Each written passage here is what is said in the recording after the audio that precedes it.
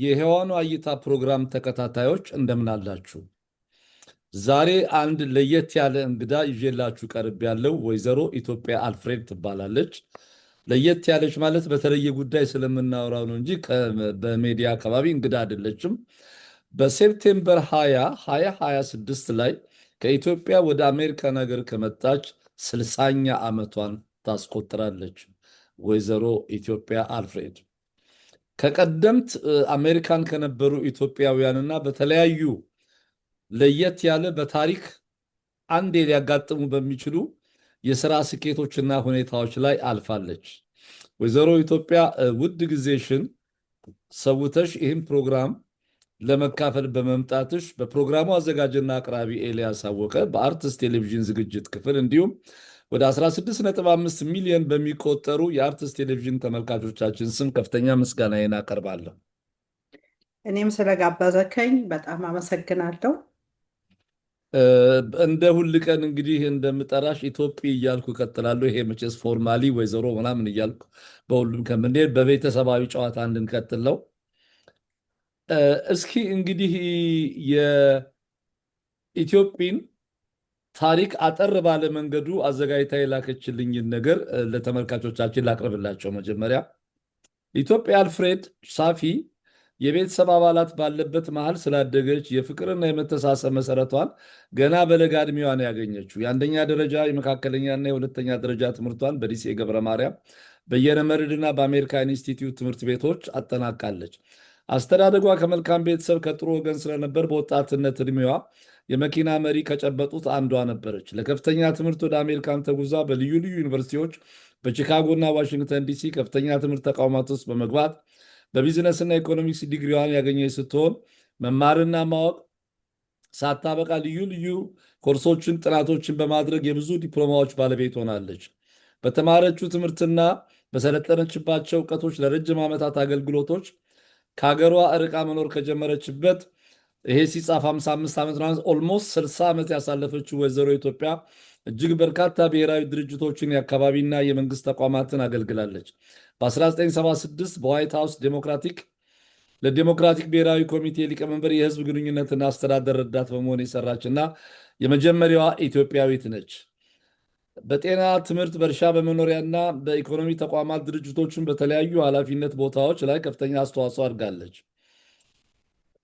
ኢትዮጵያ ኬልያ የተሰኘ መረጃ ቴክኖሎጂና የምደባ አገልግሎት ድርጅት በማቋቋምና በፕሬዝደንትነት በማገልገል የብዙ ሰዎችን ህይወት ለውጣለች። በሞንቶጎመሪ ካውንቲ ከተማ አስተዳደር ውስጥ ለሰው ልጆች ነፃ መብት ኮሚሽነርነት በሙሉ ድምፅ ተመርጣ ለ3 ዓመታት እንድታገለግል ኃላፊነት የተሰጣት የመጀመሪያዋ ኢትዮጵያዊት ናቸው።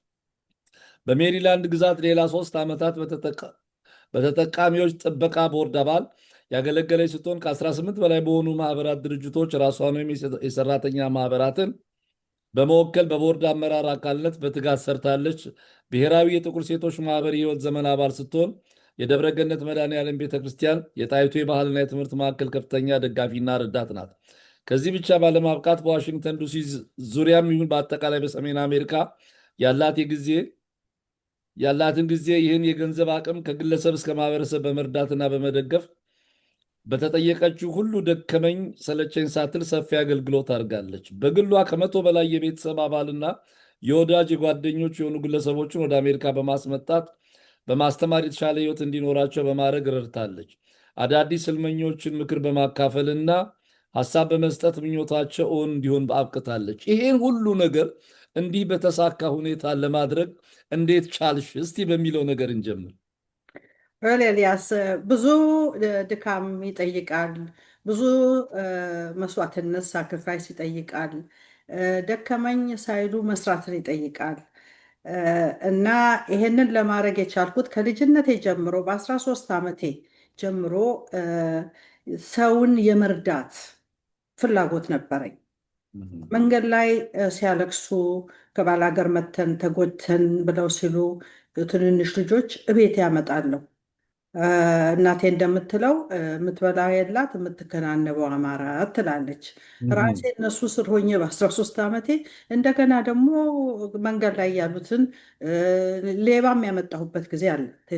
እንዴት አዎ ሌባ ሌባ አምጥቻለሁ። አንዷን አምጥቼ የእናቴን ጌጣጌጥና አልጋ ላይ የተነጠፈውን ምንጣፍ ይዛ ሄዳለች። እ፣ ኦ እንደዚሁ አዎ አንዷን ደግሞ አምጥቼ 14 ዓመት ልጅ ብትሆን ነው፣ እኔ ያኔ 13 ነኝ። መኝታ ቤት አታሳድሪ አንቺ መኝታ ቤት ስባል አሳድሬ አንሶላ ብቻ ላይ ጥላ ሄዳለች። ልብሴን፣ ጫማዬን፣ ሁሉን ነገር ይዛ እና ኦ እህቶቼ ወንድሞቼ ያውቃሉ ይሄንን። በ13 ዓመት የለመደብኝ ነው። 14 ዓመቴ ሲሆን አንድ ልጅ ስፖንሰር አድርጌ ትልቅ ነው ሃይስኩል እስከሚጨርስ ድረስ የፀጉር መቆረጫ እና የመጽሐፍ መግዣ እያልኩኝ ከአጎቶቼ ለምኜ ነው የምሰጠው። እንግዲህ እኔ ራሴ ምንም እኮ የለኝም። አንቺም የለሽ ገና ቤተሰብ እጅ ነሽ። አዎ። አዎ፣ ለምኜ ነው የምሰጠው እና ያ የለመደብኝ ነገር ነው። የሚለቀኝ አይደለም። እኔ እንጃ እንግዲህ ተፈጥሮ ነው አይደለም። ተፈጥሮ ነው። ኦፍኮርስ ደግነትም ስጦታም ተፈጥሮም ነው። እስቲ እንግዲህ የአዲስ አበባ ቆይታሽን አንስተሽ እንዴት ወደ አሜሪካን ሀገር የዛሬ 60 ዓመት መጣሽ? ያ ኦልሞስት የ5 ወር ነው የሚቀረው። 60 ብለን ብንጠቅስ ተገቢ ነው ብዬ ነው። የሚገርምህ ነው አሜሪካን ሀገር የመምጣት ሀሳብ እንኳን አልነበረኝም። በ17 ዓመቴ ራሻን ኤምባሲ አምባሳደሩ ጋር ሄጄ ስኮላርሽፕ ስጠኝ ለፊልምን ፕሮዳክሽን እህም፣ የሉጋንዳ ዩኒቨርሲቲ ስኮላርሽፕ ፊልም ፕሮዳክሽን የሚል ቴሌቪዥን ፊልም ፕሮዳክሽን ነበራቸው ፕሮግራም። ያንን እህም። ጠይቄ ሰውየው ተገረመ። ፊቴንም ሲያይ እንደው ለቴሌቪዥን የሚበቃ አይነት መሰለ ነው ገበተ እና አኳኋኔን ሲያየው ያ ድፍረት አላት በሚል እሺ ያለ እድሉን ሰጠኝ። እድሉን በሰጠኝ ጊዜ እኔም እ፣ ደስ አለኝ። ከዛ ለካስ ጉዳዩ ወደ እንግዲህ ከሃይ ስኩል ልጀምርልህ ወይስ አዎ ከሃይ ስኩል እስኪ እንግዲህ የመጨረሻ ሃይ ስኩል በትምህርት ልጀምር? ያሳለፍሽውን ነገር ወደዚህም ድፍረት እሺ ወደ ኋላ ወደዚህም ልመለስ። ፍላጎት እንዴት እንደመጣሽ እንጫወት። ወደ ኋላ ልመለስ። እሺ። ከጉራጌ ሀገር ተወልጄ በ4 ወሬ ለአያቴ ተሰጥቼ ጉራጌ ሀገር 3 ዓመት ተኩል እድሜ እስከሚሆነኝ እነሞር የሚባል ሀገር በአያቴ እጅ ነው ያደግኩት። ኦ ኦኬ። 3 ዓመት ተኩል መጥቼ አቶ አልፍሬድ ሻፊን አግብታ እናቴ አቶ አልፍሬድ ሻፊ ከ3 ዓመት ተኩል እድሜ ጀምሮ ያሳደጉኝ ለዚህ ያበቁኝ ሰው ናቸው። እኔ እህም፣ የለማ ልጅ ለማ ትክሴ ከሚባሉ ሰው የተወለድኩ ነኝ። ለማ ትክሴ ማለት ፊታውራሪ ትክሴ የደጃማች ባልቻ አባ ነፍሶ እህት፣ የእሳቸው ባለቤት ማለት የአባቴ እንጀራ አባት። ከዛ ቤተሰብ ነው የመጣሁት ከልደታ ሰፈር። ከልደታ ሰፈር። አዎ። አዎ የአባቴ ቤተሰቦች ከዛ ናቸው። ነገር ግን ያላቃቸው 13 ዓመት ዕድሜ ስደርስ ነው አልፍሬድ ሻፊ አባቴ አለመሆኑን ያወቅኩት። እህም። በዛም የተነሳ ታምሜ ሆስፒታል ገብቼ ሁሉ ወጥቻለሁ። እኛ ሜይ ቢ 2 ሳምንት 3 ሳምንት ባልቻ ሆስፒታል ተኝቼ ነበረ ያወቅኩ ቀናት። ድንገት ስለነገሩሽ። አዎ ድንገት ስለሰማሁኝ ትምህርት ቤት ሄጄ ናው አሁን እንዳልኩ ወደኋላ ልመለስና ከዛ መጣሁ። አልፍሬድ ሻፊ ሊሴ ገብረ ማርያም አስገቡኝ እህም። በ4 ዓመቴ ዣርደን ዶንፎን ኪንደርጋርደን ማለት ነው። አዎ። ከዛ ገብቼ እስከ 6ኛ ክፍል እስከምደርስ ድረስ እዛ ተማርኩኝ። አቶ አልፍሬድ ሻፊ በግዞት ከነ ቤተሰቡ ወደ ለቀምት ወለጋ ተሹመዋል ተብለው ሄዱ። ለ4 ወር ግዞት ነው። እ? ግዞት ነው ሹመት ነው? ግዞት ነው ግዞት ነው። ኦኬ። እና ያን ሲሄዱ ከግርማ ኃይለ ሥላሴ ጋር ትንሽ ጠብ ነበራቸው። ከጅግንፔ ጋራ ጃንሆይ ሰምተው ያንን የሰሙትን አምነውበት አልፍሬድ ሻፊን ለግዞት አበቁ እህም። እንጂ የተረጋገጠ ነገር አልነበረም። ያም ደግሞ እሳቸው ሄዱ 4 ወር እንደቆዩ አይ የለቀምት ሰው ወዷቸዋል፣ በጣም ተስማምቷቸዋል ሲባል እኛ ግዞት ነው እንጂ እንዲመቸው አይደለም የላክ ነው። ስለዚህ ከነ ቤተሰቡ ልክ በ4ኛ ወር ወደ ጨንቻ ወደ ጎምጎፋ። ወደ ጎምጎፋ ቤተሰቦቹን ይዞ ተባለ። እዛ 9 ወር ቆየን። እሺ። 9 ወር ስንቆይ ቤተሰቡ እንዳለ ታመመ። አዲስ አበባ ውስጥ በንጹህ ውሃ፣ በንጹህ አይነት ትምህርት ቤት፣ በንጹህ አይነት አኗኗር ኖረህ አሁን የወንዝ ውሃ ጠጣ በምትባልበት ጊዜ ደፍነት በሽታ ይዛል። በሽታ። ሁላችንም መጣን። እኔም ባልቻ ሆስፒታል፣ እናቴም ባልቻ ሆስፒታል፣ ወንድሜ ታላቅ ወንድሜ አሁን የለም በህይወት ሰገድ ተፈራ ገረሱ የገረሱ ድኬል ልጅ ነው። እሱም እንደዚሁ ሆስፒታል፣ ባልቻ ሆስፒታል። ሁላችንም ከ1 ወር በላይ የተኛ ነው። በዛን ጊዜ አቶ አልፍሬድ ሻፊ እኔ የፈለጉትን ያርጉኝ እንጂ ቤተሰቤን ይዤ አልሰደድም፣ እዚሁ ነው የምቆየው አሉ። ያን ጊዜ እንግዲህ እንደምታውቀው ደሞዝ የለም፣ ተጣልተዋል ማለት ነው። አሁን ያን ጊዜ እኔ እንደምንም ብለው ካቶሊክ ቤተክርስቲያን ካቶሊክ የካቴድራል የሚባል ትምህርት ቤት ካቴድራል የልደታ አለ። የልጃገረዶች ትምህርት ቤት ነበር። አዎ። ካቴድራል ይባላል። ፒያሳ ፖስታ ቤት አጠገብ እዛ አዎ። አለ። እገባለሁ እኔ፣ ሌሎቹ ደግሞ ናዝሬት ስኩል ይገባሉ። በገባው በ4 ወር ስም አልጠራም፣ ብቻ ያንቺ አባት ናቸው አባቴ እንደዚህ ያበቁት ልጃንሆይ ወሬ ነግረው ብዬ ልጅቷን ደበደብኳት። ልጃቸው የእኚህ ትልቅ ሰውዬ ልጅ ኦኬ። እዛ ትማሪ የነበረች ልጅ የምትማር የነበረች እና እኔ ገና በገባ በ4 ወር ነው ሰማሁኝ። ቤት የምሰማውን አቶ ገሌ ናቸው ልጃንሆይ እንዲህ አሉ ሲባል ስሰማ እኔ ደግሞ እሷን ልጅ አበደብኳት። እንግሊዝ ሀገር ትኖር ነበር። ኃይለኛ ነበርሽ ማለት ነው። ኢትዮጵያ እንዲህ እኔ ተበቀልሽላቸው ስፖርተኛ ማለት ነው። ነበርኩኝ ስፖርተኛ ነበርኩኝ። ኦኬ። በስፖርተኛነትም ሜዳሊያን አግኝቻለሁ። በምን ስፖርት ትሳተፊ ነበር? አዎ 100 ያርድ 100 ዳሽ የሚለውን እሱ ሶስተኛ ወጥቼ ሜዳሊያን አግኝቻለሁ። ሪሌም ደግሞ 200 ሪሌም እንደዚሁ 4ተኛ ወጥተናል። እና ስፖርተኛ ልጅ ሆኜ ስፖርተኛ ነበርኩኝ። ሁሉም ስፖርት ሎንግ ጃምፕ፣ ሃይ ጃምፕ ሁሉ ሞክር ነበር። ሲሊንግ ቦርድ ሁሉ ሞክር ያለሁ። ፈርጀ ብዙ እንቅስቃሴ ነበረሽ። እሺ። ፈጣን ነበር። የሊሴ ማደጌ መሰለኝ ፈጣን ያደረገኝ። ምክንያቱም ሊሴ ሲያስተምሩህ ሴልፍ ኮንፊደንስ እንዲኖር ያስፈልጋል እያሉ ነው የሚያስተምሩ። ይሄ መቅለሽለሽ ምናምን አይወዱም። እንደሱ ነገር የለም። እና መቅለስለስ የሚባል ነገር አይፈቀድም ነበረ። ቀና ብለህ መሄድ አለብህ፣ ቀና ብለህ መናገር አለብህ። ያ ይመስለኛል ከልጅነቴ ባክግራውንድ ለዛ የበቃሁት። እና ልጅቷን ደበደብሻት? ደበደብኳት። አባቴን ጠሩ። የከፈሉትም የወሩ ይኸውነት ልጆንም ውሰዱ ተባለ። ግን 2 ሰዓት ድንጋይ ላይ እዛ ካቶሊክ ቤተክርስቲያን ውስጥ አስገብተው ማርያም ዋጋ 2 ሰዓት አንበርክከውልኝ ቅጣት መሆኑ ነው። ከዛ ደግሞ በዛ ላይ ካስወጡኝ አይቀር ለምን ይቀጡኛል? እኔ አላውቅም። ማስወጣት አልቀረ፣ ግን አባቴ መጥተው እንዲወስዱኝ ተደረገ። ያንን ጊዜ እንግዲህ መካከል ትምህርት ቤት ጊዜ ነው። በዘመድ እንደምንም በዛም በዚህም ብዬ በየንምርት ትምህርት ቤት ሳን ሳልቫቶር ቤተክርስቲያን አጠገብ ከጀርባው 6ኛ ክፍል ገባሁኝ። እዛ ስፖርቱንም ምኑንም እያልኩኝ ተማርኩኝ። 8ኛ ክፍል ፈተና ስንወስድ አማርኛ ሊሴ በደንብ አልተማርኩም። ስለዚህ በአማርኛ ወደቅኩኝ። ያለኝ ምርጫ ምንድን ነው? አሜሪካን ኢንስቲትዩት መግባት ነው። ዶክተር ያኔ ደግሞ አማርኛ ኮምፐልሰሪ ነው። የግዴታ ነው። እኔ ዘርፍ የሚባል ልብስ ላይ ነው እንጂ ዘርፍ ሌላ ነገር አላውቅም። የሀሳብ ዘርፍ ነው እንጂ ልብስ ላይ ነው ሲዘረፍ ልብስ ላይ ዘርፍ ያጠቅማቀው በቃ አማርኛ በቃ ተወኝ። እና በሱ የተነሳ ያው አሜሪካን ኢንስቲትዩት ገባሁ። አሜሪካን ኢንስቲትዩት 2 ዓመት ተኩል ያህል ተማርኩኝ 11ኛ እስከምገባ። በ11ኛ ክፍል ልክ እንደገባሁኝ ሽካጎ መጣ። አሁን ልመለስልህና ከሩሲያ የሶቪየት አምባሳደር ጋር የሶቪየት እሺ ብሎ ሰጥቶኝ ትምህርት ሚኒስቴር ለካስ መጠናት አለበት። ይሄ ትምህርት ሚኒስቴር ካልፈቀደ በስኮላርሽፕ መውጣት አይችልም። በዛን ጊዜ ትምህርት ሚኒስቴር ሬከርድ ቀረበ እንደተፈቀደልኝ ምን መማር እንደምፈልግ ሶፏት። አሁን ኮሚቴ አሉ። እዛ ኮሚቴ ላይ ዶክተር ሙሉጌታ ወዳጆ እና ዶክተር አክሊሉ ሀብቴ ያሉበት የቀዳማዊ ኃይለ ሥላሴ ዩኒቨርሲቲ ፕሬዚደንት የነበሩት ማለት ናቸው። ዶክተር ሙሉጌታ ወዳጆ የጋሽ ክፍሌ ወዳጆ ወንድም ናቸው። ኤግዛክትሊ። እና እሱም እዛ ኮሚቴ ላይ ነበረ። ምክንያቱም የዲፓርትመንት ኦፍ ኤጁኬሽን ዲን ነበር አርት ስኩል ኃይለ ሥላሴ ዩኒቨርሲቲ። እና እነሱ ሁለቱም አሉ። ዶክተር ሙሉጌታ ወዳጆ አሄ ኢትዮጵያ አልፍሬድ እና የእኔ እህት ስሟን አልጠራም በትቱን ዳንስ ነው እንጂ የሚወዱት የቀለም ሰው አይደሉም።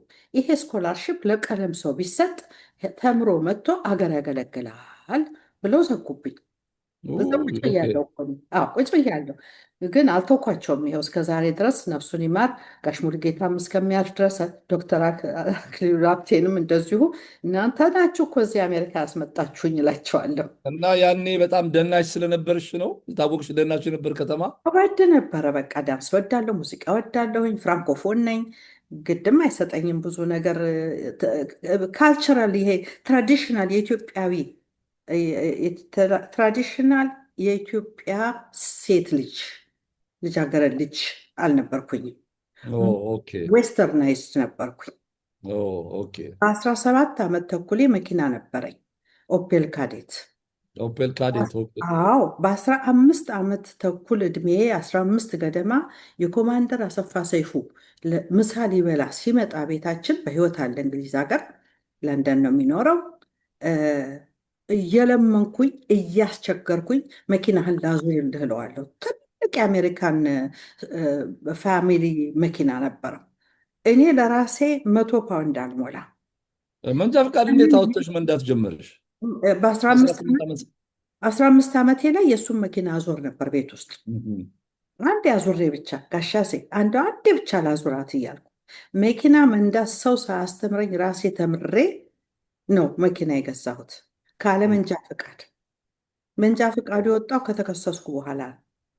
ኢትዮጵያ ውስጥ እስከከሰሰኝ በኋላ ከዛ ነው መንጃ ፈቃድ ያወጣሁት። መንጃ ፈቃድ መንጃ ያወጣሽው ፈቃድ በምን ጥፋት ተከሰሽ ነው? በድፍረት እንደዚህ? እኔ ምንም ነገር አላጠፋሁኝም።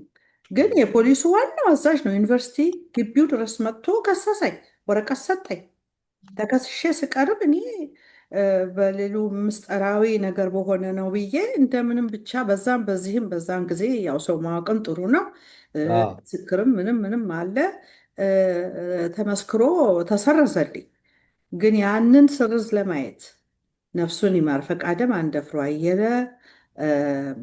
አያሌው ፈቃደም አንደፍሮ፣ አሉላ ህይወት፣ አዜብ ደመቀ፣ ሉሉ ደመቀ ወደ እንጃ 8 10 ሰው አየለ ብርሃኔ፣ አሉላ ህይወት፣ ፈቃደም አንደፍሮ፣ ደስታ ታደሰ እነኚህ ሁሉ ፍራንኮፎን የሆኑና ደግሞ የዩኒቨርሲቲ ልጆች ፍርድ ቤት ያኔ እንደኔ አይነት ሰው የእኛ ግሩፕ የሆነ ቀርቦ አያውቅም።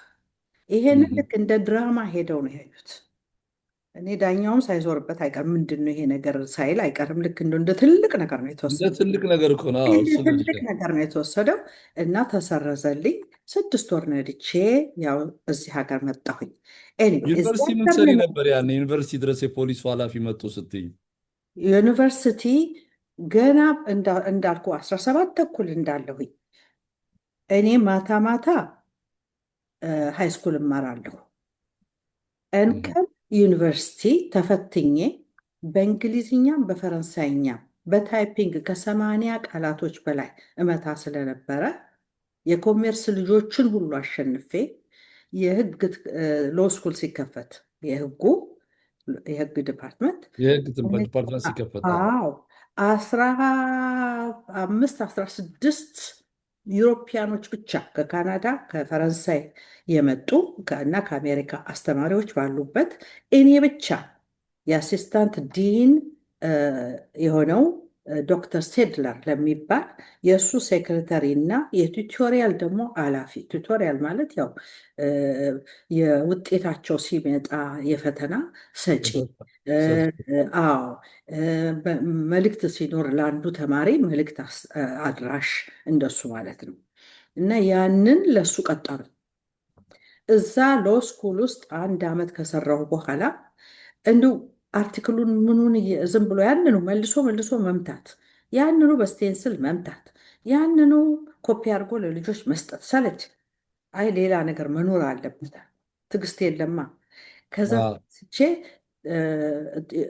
እንትን አልኩኝ፣ ትራንስፈር አድርጉኝ ወደ ዲፓርትመንት ኦፍ ኤጁኬሽን አልኩ። ዶክተር ሙሉጌታ ወዳጆና ዶክተር አክሊሉ ሀብቴ ያሉበት። እዛ ስደርስ ደግሞ የባሰ ችካለኝ። በዛ ላይ ኦፊስ የለኝም። እዛ ዶክተር ሴለር ጋር የራሴ ቢሮ አለኝ። እዚህ ኮሪዶሩ ላይ 3 ሴክሬታሪ ነው ቁጭ ያለው። ብርዱ አሳመመኝ አልኩኝ። እንግዲህ ዝም ብሎ ነበር። ኦኬ። ዶክተር አክሊሉ ሀብቴ ይመሰክራል። አንደ ይሆን ሲያየኝ ገና ጠና ስትልኝ ከማለት በፊት ይስቃል እኔን ሲያይ እና ከዛ ለውጡኝ አልኩ። ኢኮኖሚክስ ዲፓርትመንት ዶክተር ስታንሊ የሚባል ነበረ ዲኑ። እሱና አስተማሪም ዲንም ነው ፕሮፌሰርም ነው። እሱ የራሱ ትንሽ ቢሮ አለችው። እንደ ፍሮንት ደግሞ ለእኔ ቢሮ አለ። እንደ ትንሽ ላይብረሪ የምትመስል ዝም ብሎ ሪሊ ቻይና ካቢኔት ነው እና መጽሐፍ አለ። ተማሪዎቹ ከዛ እየተበደሩ እያነበቡ የሚመልሱት ያንን የእሱ ሴክሬታሪ እና የዛ የትንሿ ላይብረሪ ኃላፊ ተብዬ ተቀጠርኩኝ እሺ። እና በእሱ የተነሳ ከዛ ዲፓርትመንት ነው ወደ አሜሪካ የመጣሁት። አሜሪካ እንዴት ሄድሽ? አሁን እዛ ያለሁኝ እንግዲህ አሁን እናቴ ለቤተ መንግስት አመለከተች ላልጋ ወራሽ ላልጋ ወራሽ አስፋወሰን ኃይለሥላሴ ለሳቸው ይኸውነትና ራሻ ሄዳ ኮሚኒስት ልትሆን ነው ብላ በዚህ በኩል ሙሉጌታ ወዳጆ እና ክፍሌ ወዳጆ በተለይ ክፍሌ ወዳጆ አልኩኝ ሙሉጌታ ወዳጆ አይሆንም ብሏል። በዚህኛው በኩል ደግሞ እናቴ ኮሚኒስት ልትሆን ነው ብላ ከዛ አደናቀፉኝ። እንዳልሄድ ተደረግኩኝ እና አሜሪካን ሀገር ስኮላርሽፕ ፈልጊና ሂጂ እሱን እንደግፋለን አሉ። እንግሊዝ ሀገር አሉ። እንግሊዝ ሀገር አልሄድም እኔ ጭጋግ ነው ሲባል ሰምቻለሁ አልኩ። አውሮፕላን ላይ በህይወቴ ወጥቼ አላውቅም። አይ እኔ ጭጋግ ነው አልሄድም ይሳልኩኝ። አሁን የት ነው የምትፈልጊው ስሉኝ አሜሪካ። ዳንስ ለመማር ነው። በዛን ጊዜ አሜሪካ ሲባል ዳንስ ነው የሚታያቸው። ሁሉም ሰው ምንም የሚሆን እኔ አሜሪካ ነው የሚሄደው። አምጪና አቶ አልፍሬድ አይተው አፕሩቭ ካደረጉ እንልክሻለን አሉ አልጋ ወራሽ። እሺ እሳቸው የፈለጉት ሴንት ጆርጅ የሚባል ትምህርት ቤት የሴክሬታሪያል ለንደን አለ። እዛ ተምረሽ ትመለሻለሽ። እንዴ ከሴክሬታሪ ብቻ እኔ ምኞቴ ከዛ በላይ ነው። በዛ እድሜ ምንም ያላየሁ ነኝ። ነገር ግን መቼም በማንበብም በመስማትም አለ አይደለም። ከዛ ህይወት አለ። መጀመሪያ ቴሌቪዥን ፊልም ፕሮዳክሽን ላጥና ስል እኮ ሰምቼ ነው እንጂ አይቼ ወይ ገብቼበት አይደለም። እና እነ ዮናስ ከበደ እነ ዳንኤል ጋድ ጓደኞች አብሮ አደጌ ናቸው። እነሱ ቴሌቪዥን ላይ ሲወጡ አይቼ እነሱን አነጋግሬ ነው። እና በሴክሬታሪያልም ዝም ብሎ መቅረት አልፈልግም ህይወቴን። ያንንም ደግሞ ጨምሬ አይሆንም ነው ያልኩት። አሁን ከዛ ተነሳንና እኔ ዩኒቨርሲቲ ስሰራ አንድ ኢትዮጵያዊ ላታንጋ የምትባል ሴት አግብቶ ነበረ፣ ጥቁር አሜሪካዊት የሽካጎች እና እሷን ሄድኩና ባክሽን ፋሚሊዎችሽን ስፖንሰር እንዲያደርጉ ይጠየቅልኝ አልኳት። ኖ ፕሮብለም አለች። አንድ ሳምንት ያን ጊዜ ከባድ ነው ደብዳቤም ሆነ ምንም ለማግኘት። አንድ ሳምንት በማይፈጅ ጊዜ ውስጥ አመጣችል። አሁን እህት አሁን ስሟ ትዝ አይለኝም። እሷ ስፖንሰር አደረገች። ትኬቴም ተገዛልኝ። ትንሽ ኪስ ገንዘብም ተሰጠኝ። ቀጥታ ወደ ሺካጎ። መጀመሪያ አሜሪካን ስትመጪ ሺካጎ ነው የገባሽው? ሺካጎ ነው የገባሁት። ደግሞ ተብያለሁኝ ሺካጎ ስትደርሺ ማንኛውንም ታክሲ እንዳትይሺ፣ ነፍሰ ገዳይ ብዙ አለ። እና ኤርፖርት ስደርስ ለካ ሚስስ ክራውፎርድ ነው ስሙ። ሚስስ ክራውፎርድ ለካ ወልዳለች፣ አራስ ናት። ይህን እና መታ ከኤርፖርት ልትቀበለኝ አልቻለች። እኔ እንግዲህ ታይ 19 ዓመት ከ8 ወር ዕድሜ ነው። ከሀገሬ ወጥቼ አላቅም። አውሮፕላን ላይም ተሳፍሬ አላቅም። እወርዳለሁኝ፣ የለም የሚቀበለኝ ሰው። ግድ የለም ገንዘብም ይሻለሁ። አሁን ስልክ ልደውል ሄድኩኝ እና እስቲ በዚህ ያለች ልደውል ብዬ ስልኩን ሳየው ስልኩ ኤቢሲዲ ያለበት፣ እኔ ኤቢሲዲ ያለበት ስልክ አይቼ አላቅም። አንድ ምነካ ኤል ሊነካ ነው፣ ሁለት ኤል ሊነካ ነው። ምን ይሻላል? አሁን ሰው እዛ ፖርተሮች አሉ አይደለም። አንዱ ሙን ለመንኩት፣ እባክህ ደውልልኝ፣ 1 ብር ስጭኝ አለ። 1 ብር በዛን ጊዜ እኮ የወር አስቤዛ ይገዛል። 1966 እና 1966 በፈረንጅ ኦኬ። ታዲያስ እና ኤኒዌይ 1 ብር ሰጠሁኝ። ቻይ ደውልልኝ እንጂ ደወለልኝ፣ አገናኘኝ። ታክሲ ይዘሽ ነይ አለች። አድራሻ አለኝ ኦፍኮርስ። እሺ ታክሲ የሚቆምበት ጋር ቆምኩኝ። ግን ሲመጡ ጎረምሶች ናቸው ሲመጡ እና እንዳትገቢ ተብያለሁ። ከምሞት ብዬ አይ እናንተ ሄዱ እያልኩ ሰው ሁሉ አሳልፋለሁ። አንድ ሽማግሌ ሲመጣ ገባሁ ታክሲ ውስጥ ገባሁኝ። ለካስ አጭበርባሪ ሽማግሌ ነው። አዙሮ አዙሮ አዙሮ ኦ፣ ከተማውን በሙሉ አሳይቶ ነው የወሰደኝ ሳውሳይድ ሺካጎ። እሺ፣ እና ደረስኩኝ። ደርሼ እንደው ያለውን ችግር ይሄን የምነግርህ ምንድን ነው፣ ኢትዮጵያውያኖች እዚህ ሀገር ሲመጡ እነሱ ብቻ የተደናበሩ ይመስላቸዋል። እንዳይፈሩ ያውም አሁን ሁሉም ነው የሚያቃጥለው። በሰለጠነ ጊዜ ነው የሚመጡት። በእኛ ጊዜ ያ የለም። በእኛ ጊዜ ኤስኬሌተር የለም ኢትዮጵያ ውስጥ። በእኛ ጊዜ ዶርቤል ነክተህ በሩን ራሱ የሚከፍትልህ ነገር የለም። አይቻል አቅም አዎ፣ ኤሌቬተር አይቻል። አሁን እደርሳለሁ፣ ወርዳለሁ። ስወርድ ሴትየዋን ያን የተባልኩትን እነካለሁ። እሷም ከሚን ትላለች። ዶሉን እነካለሁ፣ የቤቷን ቁጥር፣ የቤቷን። አዎ፣ የቤቷን የአፓርትመንቷን። በሩ ጥር ይላል። ምን ማለት እንደው አላውቅም። ቆሜ ቀረሁ። እኔ መሰለኝ እሷ ወርዳ ከሰባተኛ የምታስገባሽ። አዎ፣ የምታስገባኝ። ቆሜ ቀረሁ። አንድ ሴትዮ ትመጣ ነበር ውሻ ይዛ፣ ውሻዋን ወክ ለማድረግ አሁን ይዛ ስትመጣ፣ አዎ ታየኝነት አልፋለች። እዛ ዞራ ዞራ ከውሻዋ ጋር አስሩጣ አስሩጣ በ15 ደቂቃ ስትመለስ አሁንም በሩ ላይ ቆሜያለሁ። አሁንም ጢር አረጋለሁ። ሴትዮዋ ግራ ገብቷት ልጇን ይዛ ትወርድ፣ አራስ ናት። አዎ፣ ገብቷት ብቻ እዛ ተናዳ ትጠብቃለች። እችኛዋ ውሻ ያዘችዋ ግቢ እኮ ነው የምትልሽ አለች። እንዴት አልኳት። እንደዚህ ነው ብላ ከፍታ አስገባች። እና እሺ፣ አሳየኋት ቁጥሩን የት እንደሚሄድ። ንኪ አለችኝ። 8 ይሁን 7 ነካሁኝ። ልክ ከኤሌቬተሩ ስወርድ ሚስስ ክራውፎርድ በሯን ከፍታ እንደዚህ ብላ ትጠብቀኛለች። ኦ፣ እና ገባሁኝ። ከዛ ጀምሮ ነው ህይወቴ እንግዲህ በየአይነቱ እርምጃ የሄደው። በገባሁኝ በሁለተኛው ነው በሶስተኛው ቀን ሀብታም ትመስያለሽ መክፈል አለብሽ አለች ሚስስ ክራውፎርድ። ኦ፣ አሁን ሌላ ፋሚሊ መፈለግ አለብኝ እንግዲህ። አዎ፣ እንዴት አድርጌ ነው መከፍላት? $40 ለዛው።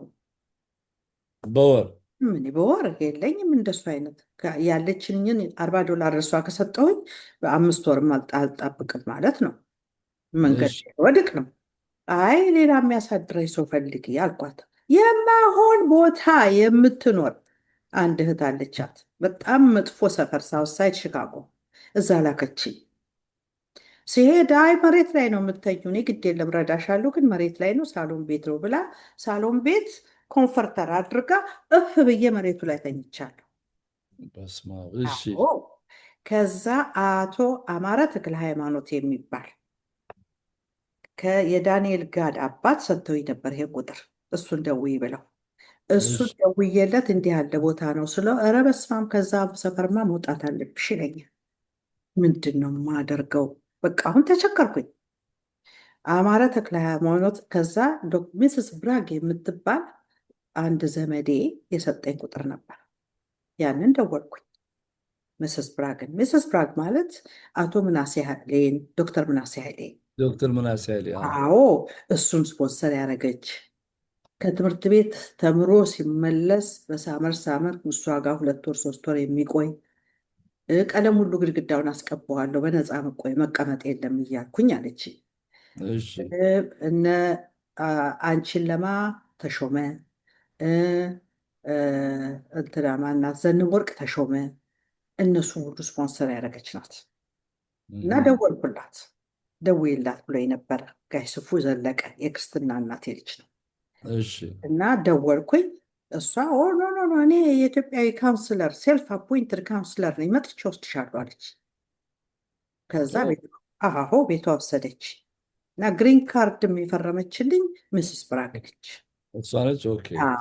እንዲያውም እሷ ምን አለች? ግሪን ካርድ እስከዛሬ አንድ ኢትዮጵያዊ ጠይቆ አያውቅም፣ አንቺ የመጀመሪያዋ ነሽ፣ ምን አይነት ነሽ አለች። ሁሉም ተምሮ ቶሎ ሀገሩ መሄድ ነው የሚፈልገው ብላ በጣም ተገረመች። ተገረመች። ኦኬ። እኔ አማራ ተክለ ሃይማኖት እንትን ብሎኝ ነው መክሮኝ ነው ምክሩ ደግሞ ምንድን ነው? በግሪን ካርድ ብትፈልጊ ትማሪያለሽ፣ ብትፈልጊ ትሰሪያለሽ፣ ብትፈልጊ ትጨፍሪያለሽ፣ ምንም ችግር የለም ስላለኝ እሱ ይስማማኛል።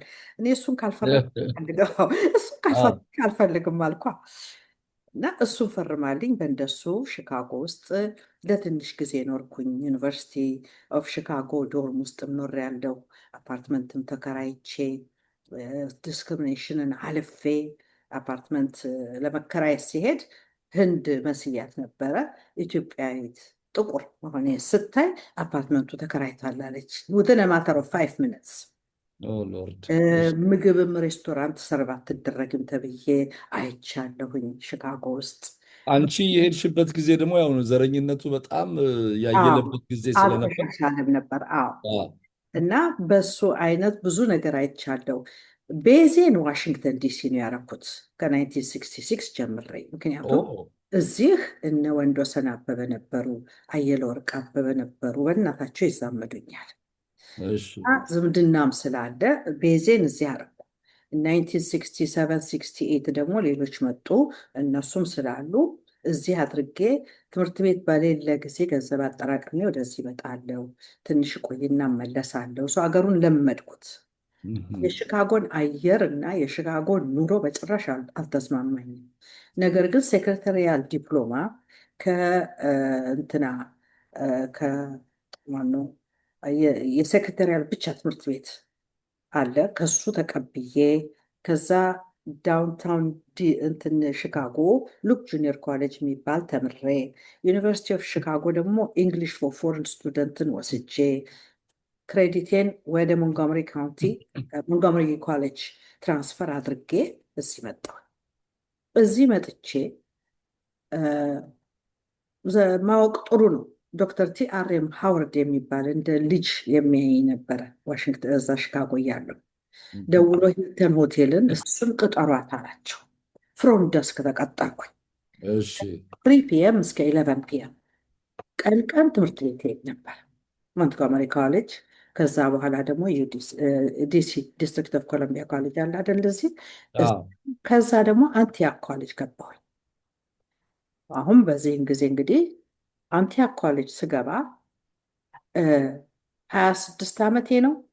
አግብቻለሁ፣ ወልጃለሁ። ልጄ የ4 ወር ልጅ ሆና በቤቨርሊ ኪንግ በምትባል ባወቅኳት አሜሪካዊት ዴሞክራቲክ ናሽናል ኮሚቴ ሄድኳርተር ተቀጠርኩኝ።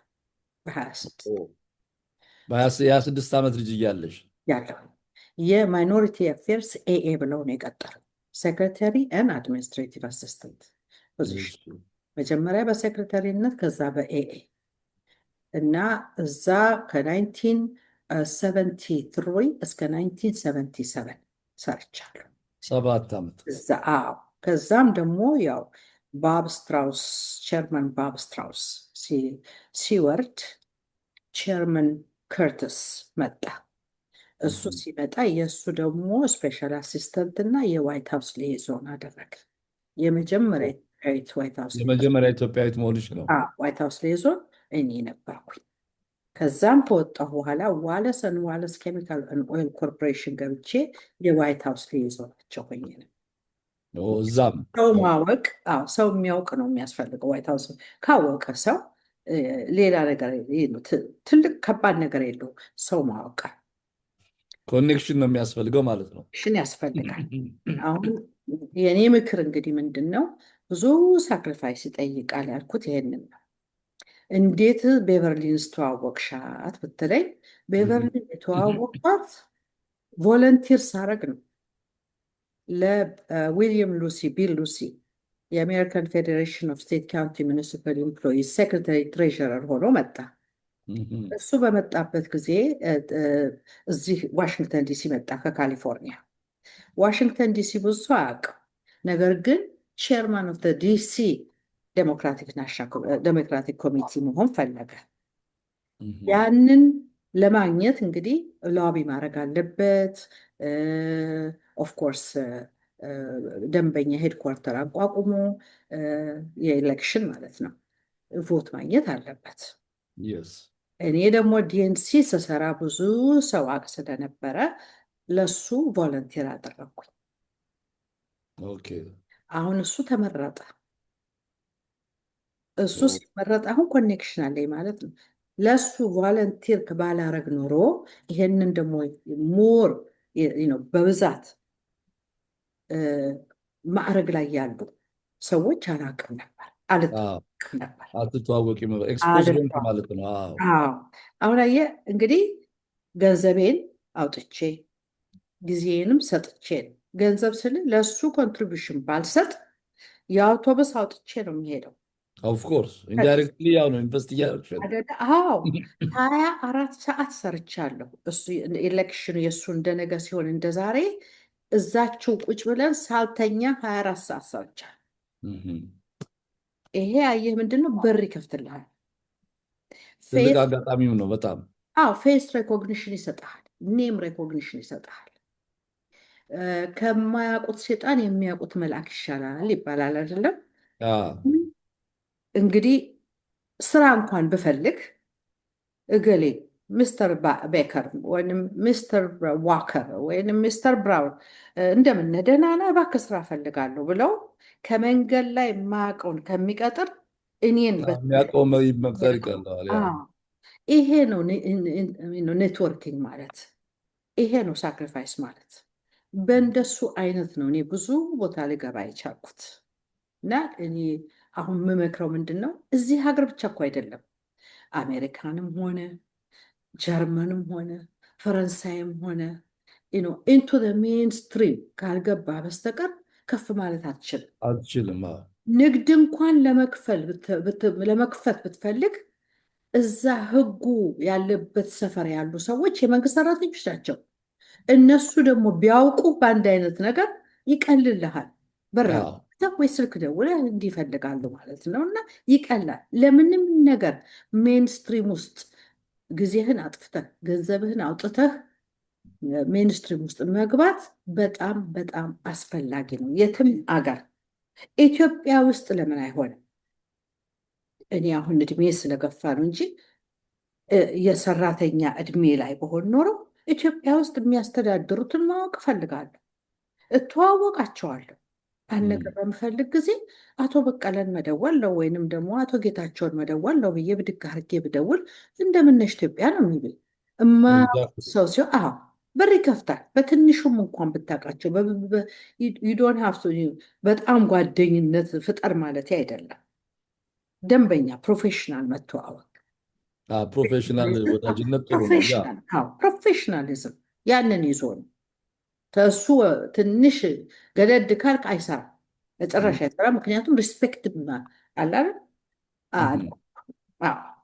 እና በእንደሱ አይነት ይህንን መምከር ፈልጋለሁኝ።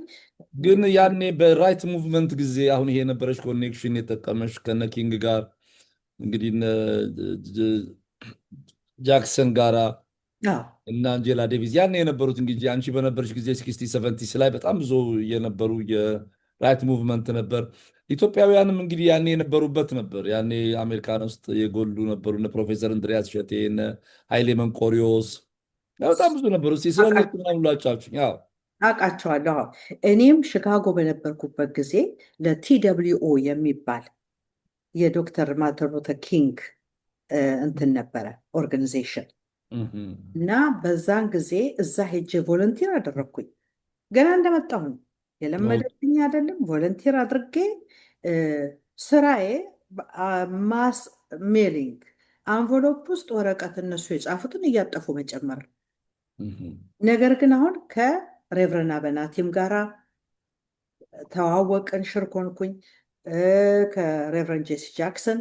እሱ ደግሞ ፎቶግራፍ ነው የሚያነሳው በየቦታው ካሜራ ላይ። በዛን ሰዓት 1967 የእሱ ፎቶግራፍ ከታየ አንገቱ ላይ ሁል ጊዜ ካሜራ አለ እና ካሜራ እነኝህ እንትኖቹ የሲቪል ራይት ሊደሮች በሚሄዱበት ሁሉ ካሜራውን ይዞ ካሜራ ያነሳል፣ ፕሮሞት ያደርጋል የእነሱን መምጣት። እንዲህ አይነት ነበር የሚሰራው። እኔ ደግሞ ያችን አንፎለፔን ነበር የሚጨምረው። ግን ቁርስ አብረን እንበላለን፣ እንነጋገራለን። የሚቀጥለው ሀገር የት ነው የምትሄዱት ምንድን ነው በሚለው እና ወዳጅነት ፈጠርን። እንዴት ነበር እንደው ለምሳሌ በአጋጣሚ ብሬክፋስት ዲስከሽን ኖሮ ከነበረ ከማርቲን ሉተር ኪንግ ጋር ከነ ጃክሰንም ጋር እስኪ ማርቲን እንደው ሉተር የነበረ ኪንግ ላይ አልደረስኩም እኮ ኦኬ አልደረስኩም። 1966 እሱ ሞቷል። እሱ ሞቷል። 1963 አዎ ነበር እሱ ይንቀሳቀስ አዎ የነበር አዎ። እኔ 1966 የነበርኩት በብላክ ፓንተር። በብላክ ፓንተር። ኦኬ አዎ ብላክ ፓንተርም ከሌላ ከርቲስ የሚባል ሰው ነበር እዛ ደግሞ ኃላፊው። ከሱ ጋርም ደግሞ ዩኒቨርሲቲ ኦፍ ሺካጎ ይማር ነበረ። ከሱ ጋርም ደግሞ ተዋውቄ ከዩኒቨርሲቲ ኦፍ ሺካጎ አፍሪካን ስታዲስ ዲፓርትመንት አዋጥተው $500 እንደ ስኮላርሽፕ ስጦታ ሰጥተውኛል። ኦኬ አዎ እነሱ ሰልፍ በሚኖር ጊዜ ከእነሱ ጋር አሰለፋለሁ፣ ሰፖርት አደርጋለሁ። ምንም ያኔስ አንቺ በነበርሽ ጊዜ የኢትዮጵያ ተማሪዎች ማህበር ነበር አሜሪካን ሀገር እዛው እነ እንድሪያስ ምናምን የነበሩበት ጊዜ ከእነሱ ጋር ጆይን የማድረግ እና ኃይሌ መንኮሬስ ያኔ ሊደሮች ሂሮ ነበሩ ይባል ነበር። ምናልባት እንደው ነበሩ። አንዲ እንድሪያስ ፔንስልቬኒያ ነበረ። ኃይሌ ማርቆሪዎስ ቦስተን ነበረ። እነ ፈቃደ ማንደፍሮ፣ አየለ ብርሃኔ፣ አሉላ ህይወት ኒውዮርክ ነበሩ። እነሱ አሉላ ህይወት የተስፋ ህይወት ወንድም ነው።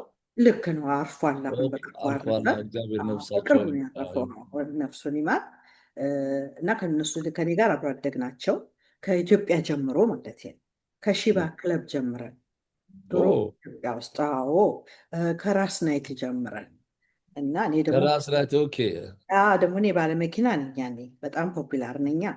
ምክንያቱም ፖፑላር ኦኬ ሁሉንም የምጭን እኔ ነኝ። እነሱ የላቸውም መኪና ኦኬ የግሩፑ ድራይቨር እና ባለመኪና የግሩፑ በቃ መኪና ናት እሷ። እና ኡበር ነች ደግሞ ሁሉንም ታደርሳለች። ሁሉንም ታደርሳለች። አዎ። እና በጣም ደስ ይል ነበረ። በጣም ወዳቸው ወንድሞች የነበሩ እግዚአብሔር ነፍሳቸውን ይማር። ሁሉንም አንድ በአንድ ጥለውን ሄዱ እና እነሱ ይነጋገራሉ።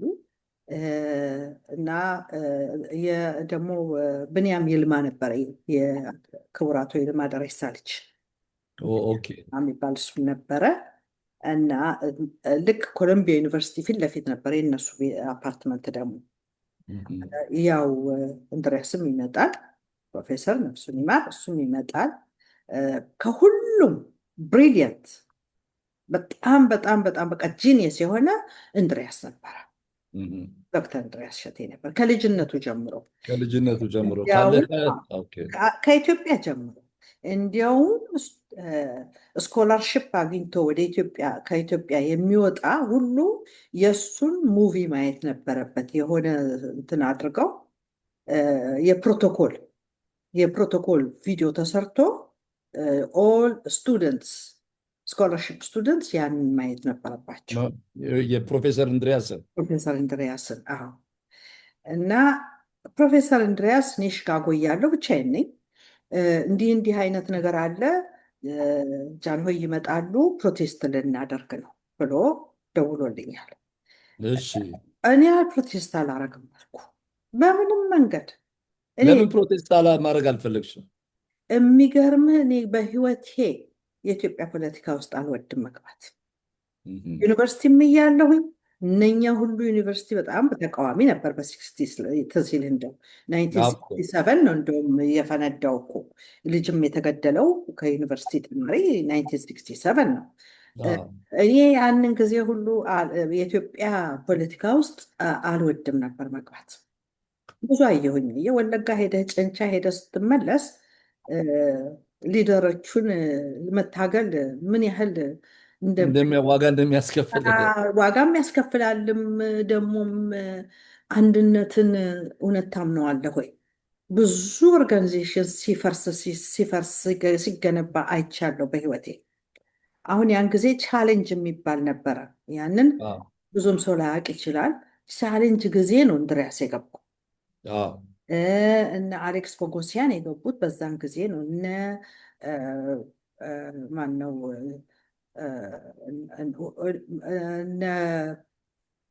ሰናይ ልኬ ምናምን እነ ፕሮፌሰር ኤፍሬም እሸቴ ሲመጡ ታስታውሻለሽ?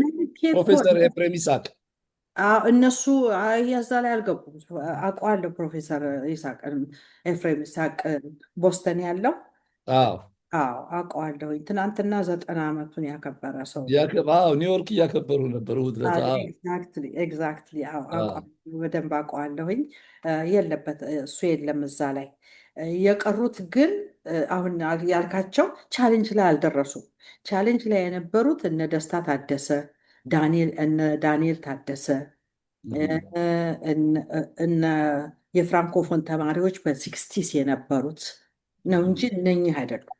እና አያሌው እነ ፈቃደ ማንደፍሮ እነሱ አየለ ብርሃኔ እና አሉላ ህይወት በኋላ ነው የመጡት። እነሱ በኋላ ነው። የዩኒቨርሲቲው ነው።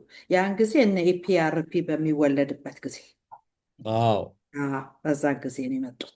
ያ እነ ሁሉ እንድሪያስ ኤምባሲ ሲገቡ ታስታውሻለሽ? እ ኤምባሲ ሲገቡ ጃንሆይ ላይ ኤምባሲውን እንይዛለን ብለው እንቁላል። እነ ፕሮፌሰር እንድሪያስ እሸቴ አዎ እሱ እኮ 1968 ነው። ቲጊስቴት ነው። ኦኬ። 1968 እንቁላል ሁሉ ወርውረዋል። እም፣ እና ያንን አስታውሳለሁ። እኔ ያንን ሪጀክት አደረኩ እና ትንሽ ተማሪዎች ነበሩ። ሽካጎ ሳይሆን ዊስካንስን ምናምን ዊስካንስን 14 የስኮላርሽፕ ተማሪዎች ነበሩ ኢትዮጵያውያኖች። እም። እነሱን እንዳነቃቃ ፈልገው ነበር። እኔ አልችልም አልኩ። አረፊ ውስጥ የሚገርምህ ነገር ኦ፣ ግን እኔ ዶክተር እንድሪያስ እሸቴን ተጠቅሜበታለሁ። እግዚአብሔር እንደውም ነፍሱን ይማር፣ አመሰግነዋለሁኝ። እንዴት? እዚህ ሀገር በመንግስቱ ኃይለማርያም ጊዜ እንትን ነበረ፣ ምግብና መድኃኒት ኢትዮጵያ ውስጥ እንዳይገባ ብሎ አንዱ ኮንግረስመን ቢል አቀረበ፣ እሺ። ሳንክሽን ኢትዮጵያ የሚል። እኔ በዛን ጊዜ አባቴ ታስረውም ቢሆን እንዴት ለድሃ አየህ ጭንቅላቴ የት እንደሄደ ቶሎ እንዴት አዎ፣ ለድሃ መድኃኒትና ምግብ ይቆምበታል? በደርግ የተነሳ የሚጎዳው ድሃው ነው ብዬ ያንን ለማስቆም ሞከርኩ። አንድ የሰራሁት እሱ ነው። በቃ ታግለሽ አስቆምሽ እሱን። አስቆምኩኝ። ፖዚሽን ፔፐሩን ስጽፍ ስለዚህ ሁማኒቴሪያን አሲስታንስ እንዲገባ። ስለማላቅበት ኦኬ። ስለማላቅበት ፖዚሽን ፔፐር መጻፍ እንድሪያስን ደውዬ አንድ እባክህን እርዳኝ፣ ዲክቴሽን መውሰድ አቅበታለሁ፣ በዲክቴሽን በቴሌፎን እባክህ እርዳኝ አልኩት። ፖዚሽን ፔፐሩን ያጻፈኝ እንድሪያስ እሸቴ ነው። እንድሪያስ ነው። ኦኬ። ከዛ ያንን ፖዚሽን ፔፐር ይዤ የዲን ኦፍ ፖለቲካል ሳይንስ ዶክተር ዋልተር የሚባል ነበረ የሃዋርድ ዩኒቨርሲቲ። እዛ ሄጄ እሱ ደግሞ ኤዲት አድርጎ ከኔ ጋር ሎቢ እንዲያደርግ ድርቅ ብዬ ለመንኩት። እያንዳንዱ ኮንግሬሽናል ብላክ ካከስ ሎቢ አድርገን አስቆሙ። እና በዚህ አይነት ተገናኝቻለሁ በፖለቲካ።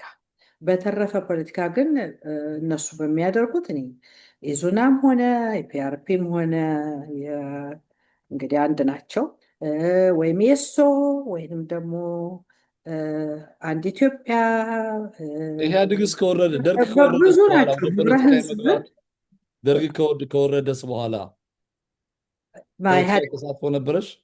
ጸረ ህወሀት እንቅስቃሴ ውስጥ? ኧረ በጨራሽ።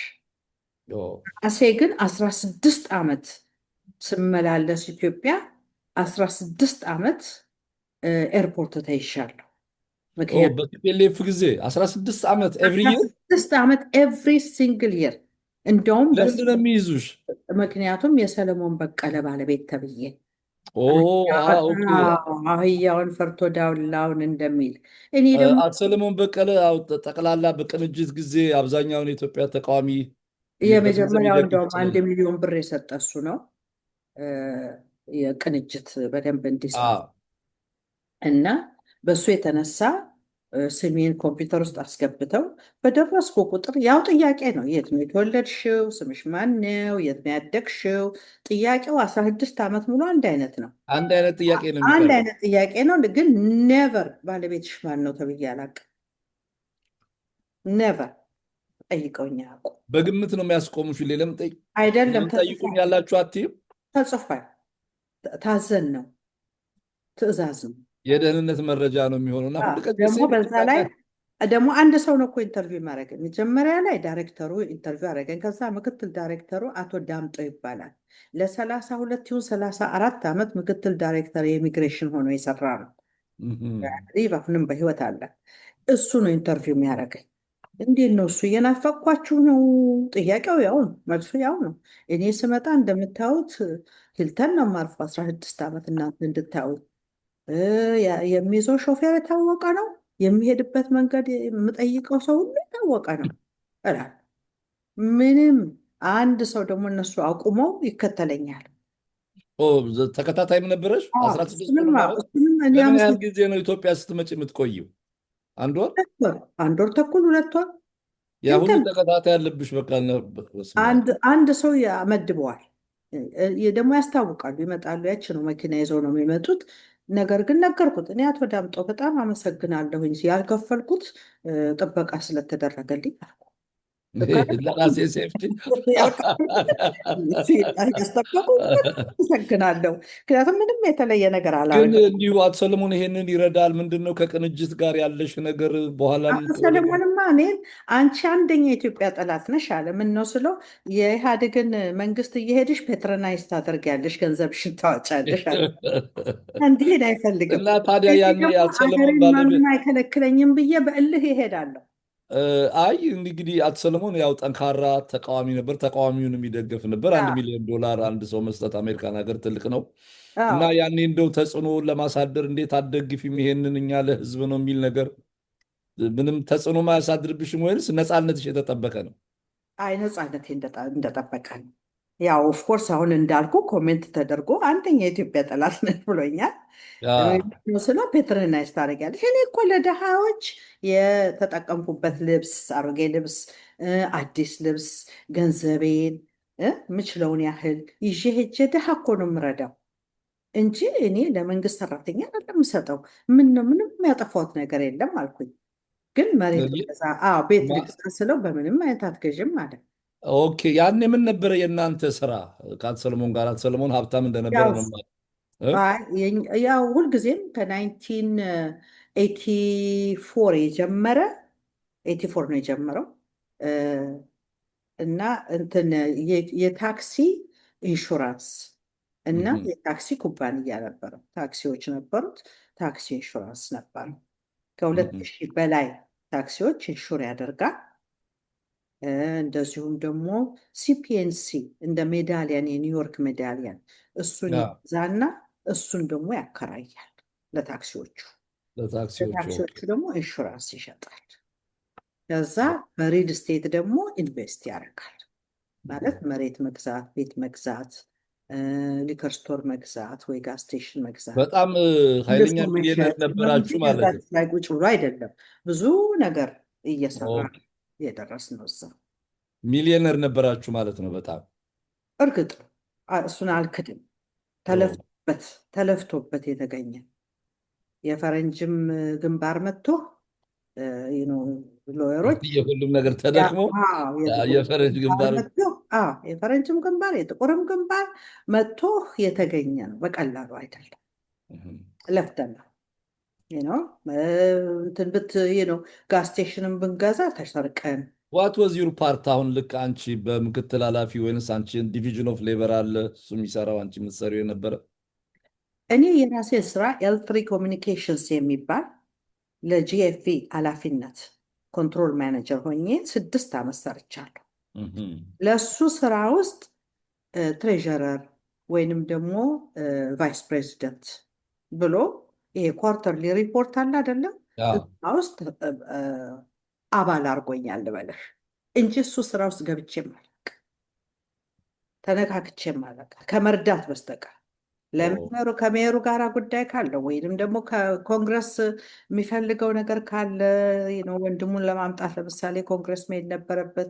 ኮንግረስማኖቹን አውቃለሁ። ከሴክሬታሪ ኦፍ ስቴት ከሆን ጋር አገናኘው።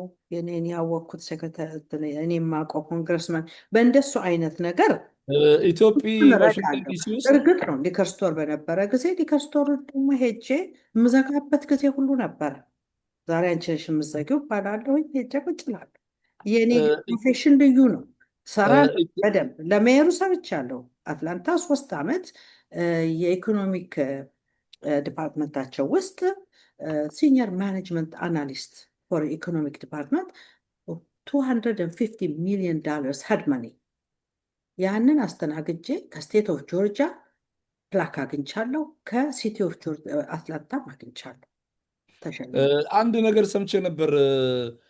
ኢትዮጵያ ዋና አሁን ኢትዮጵያ እንደሚባለው ጉዳይ ገዳይ ነች ይባላል። ዋሽንግተን ውስጥ ኮንግረስ አካባቢና ሴኔቱ አካባቢ ዋና ጉዳይ ገዳይ ነች ይባላል። እስቲ እንግዲህ ይሄንን እንዴት 100 ሰዎች እንዳመጣሽ ያሉትን ነገሮች በሙሉ በክፍል 2 እንወያያለን። አሁን ሰዓታችን ሞልቷል። በድጋሚ በጣም ብዙ መረጃ የሚሰጥ አዲስ ነገር የሆኑ ብዙ ነገሮች ተጫዋውተናል። በድጋሚ በፕሮግራሙ አዘጋጅና አቅራቢ ኤልያስ አወቀ፣ በአርትስ ቴሌቪዥን ዝግጅት ክፍል እንዲሁም የሔዋኗ እይታን በሚከታተሉት 16.5 ሚሊዮን በሚሆኑ ኢትዮጵያውያን፣ ኤርትራውያን፣ ሱዳን፣ ኬንያ፣ ሩዋንዳ፣ ጅቡቲ ያሉ እንግዲህ ምስራቅ አፍሪካ አካባቢ ያለ የሚታይ የሳተላይት ቴሌቪዥን ነው። በእነሱ ስም አመሰግናለሁ በጣም። እኔም በጣም አመሰግናለሁኝ። እንግዲህ በሚቀጥለው ተገናኝተን ለልጅ ልጆች የሚበቃ ሃው ቱ ጌት ኢንቱ ሜንስትሪም እንዳልኩ ስለ እኔነቴ ሳይሆን ስለ ምንድን ነው ትቼ የምሞተው ለሚቀጥለው ጀኔሬሽን የሚለውን እስከምንወያይ ቸኩያለሁኝ። እግዚአብሔር ለቀን አሜን። እግዚአብሔር እዛ ያድርሰን። እኔም አንዱ ፈልገው ይሄ እንደ ባክግራውንድ ነው፣ የመንደርደሪያ ነው። የበለጠ የአንቺን የ60 ዓመት ሊቭድ ኤክስፒሪየንስ አሜሪካን ሀገር በትምህርት በእውቀት በኮኔክሽን ያሉት ነገሮች አሁን 2ኛ 3ኛ ጀነሬሽን ስላለ ለእነሱ የሚጠቅም ነገር በደንብ እንጫወታለን። እኔም በጉጉት የምጠብቀው ፕሮግራም ነው።